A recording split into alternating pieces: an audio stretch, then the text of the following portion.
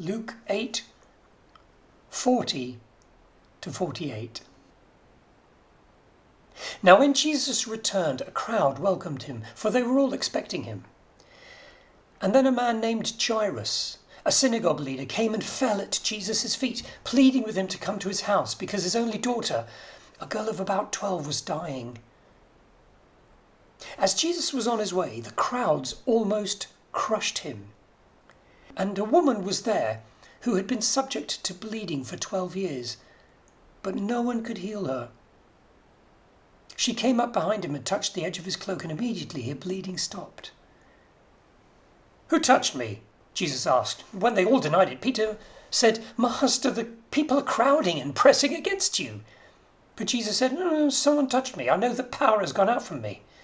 And then the woman, seeing that she could not go unnoticed, came trembling and fell at his feet. In the presence of all the people, she told why she had touched Jesus and how she had been instantly healed.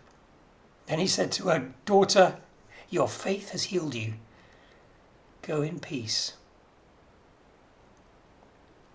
So we're going to split this story into two bits. Firstly, Jesus is on his way to heal the daughter of a synagogue leader. And that's straightforward enough.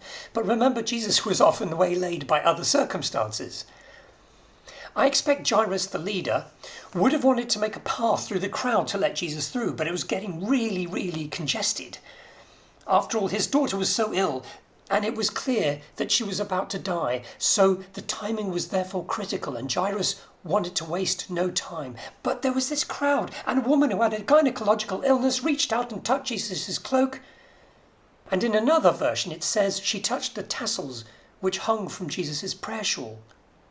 It's a wonderful image. Immediately she is made well. And despite the huge crowd, Jesus knew someone had touched him. He could tell. Everything stopped. Jairus was probably striding ahead. And imagine, he has to stop and look back. Jesus is no longer going into his house. Imagine his impatience. What? His heart would have increased its rate as he realized Jesus wasn't actually following him at all. Jesus had stopped to talk to some crazy woman in the street. But Jesus frequently stopped for one individual. He allowed himself to be interrupted, concentrating his love and his power just on one person. And here he acknowledges the woman. And when Jesus says, "Go in peace," it can be translated as walk into shalom. Shalom means more than just peace. It means well-being. It means wholeness. It means harmony. So take your healing and walk into better health. And I've often heard people say when they pray for the sick, make sure you live a good life that honours the healing that you've received. In other words, it's okay to be healed, but you have to live healthily too. Walk into shalom. Daughter, your faith has healed you. Walk into shalom.